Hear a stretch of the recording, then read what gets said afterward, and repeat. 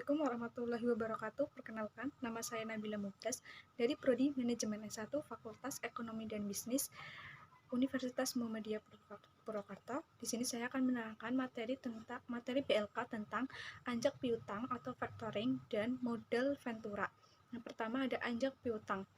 Pengertian dari anjak piutang menurut Keputusan Menteri Keuangan Nomor 1251 KMK.013/1988 tanggal 20 Desember 1988 adalah badan usaha yang melakukan kegiatan pembiayaan dalam bentuk pembelian dan/atau pengalihan serta pengurusan piutang atau tagihan jangka pendek suatu perusahaan dari transaksi perdagangan dalam atau luar negeri. Yang kedua yaitu kegiatan anjak piutang. Keuangan tersebut dapat disimpulkan bahwa kegiatan anjak piutang meliputi kegiatan antara lain. Yang pertama, pengambil alihan tagihan suatu perusahaan dengan fee tertentu.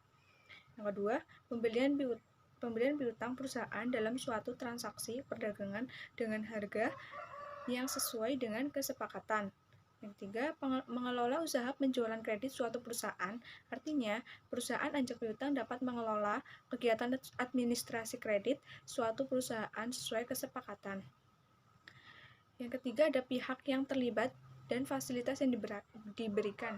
Adapun pihak-pihak yang terlibat dalam kegiatan transaksi anjak piutang adalah sebagai berikut. Yang pertama, kreditor atau klien. Yang kedua, perusahaan anjak piutang. Dan yang ketiga, debitur. Jasa-jasa dan biaya yang diberikan. Adapun jasa-jasa yang dilakukan oleh perusahaan anjak piutang sebagai berikut. Yang pertama ada jasa pembiayaan atau financing service dan jasa non-pembiayaan atau non-financing service. Lalu yang kelima ada keuntungan anjak piutang. Keuntungan yang diperoleh masing-masing pihak adalah sebagai berikut. Yang pertama, bagi perusahaan anjak piutang, yaitu memperoleh keuntungan berupa fee dan biaya administrasi, lalu membantu menyelesaikan pertikaian di antara kreditor dan debitur, dan membantu manajemen pihak kreditor dalam penyelenggaraan kredit. Lalu, yang kedua bagi kreditor atau klien, yaitu mengurangi risiko kerugian dengan tertagihnya piutangnya, yang lalu memperbaiki sistem administrasi yang semrawut, kemudian memperlancar kegiatan usaha, lalu yang terakhir dengan ditagihnya piutang oleh perusahaan anjak piutang kreditor dapat berkonsentrasi ke usaha lainnya. Lalu bagi debitur, memberikan motivasi kepada debitur untuk segera membayar secepatnya, karena ada rasa malu sehingga berusaha sekuat tenaga untuk segera membayar. Selanjutnya, materi tentang modal Ventura. Pengertian dari modal Ventura.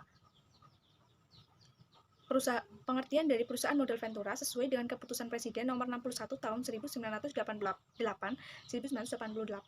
adalah badan usaha yang melakukan suatu pembiayaan dalam bentuk penyertaan modal ke dalam suatu perusahaan yang menerima bantuan pembiayaan. Yang kedua, landasan hukum untuk mendirikan modal Ventura. Peraturan yang menjadi landasan hukum yang dimaksud adalah sebagai berikut. Keputusan Menteri Keuangan 469 KMK.017/1995 tanggal 3 Oktober 1995 tentang pendirian dan pembinaan perusahaan modal Ventura. Yang kedua, Peraturan Pemerintah Nomor 4 Tahun 1995 tentang pajak penghasilan bagi perusahaan modal Ventura. Yang ketiga, Keputusan Menteri Keuangan Nomor 227 KMK.01/1994 tanggal 9 Juni tentang sektor-sektor usaha perusahaan pasangan usaha dari perusahaan modal Ventura. Peraturan Pemerintah Nomor 62 Tahun 1992 tentang sektor-sektor usaha perusahaan pasangan usaha atau PPU perusahaan modal Ventura. Lalu selanjutnya, Keputusan Menteri Keuangan Nomor 1251 KMK.013/1988 tanggal 20 Desember 1988 tentang ketentuan dan tata cara pelaksanaan lembaga pembiayaan. Lalu yang terakhir, Kepres Nomor 61 Tahun 1988 tentang lembaga pembiayaan. Tujuan dari pendirian modal Ventura.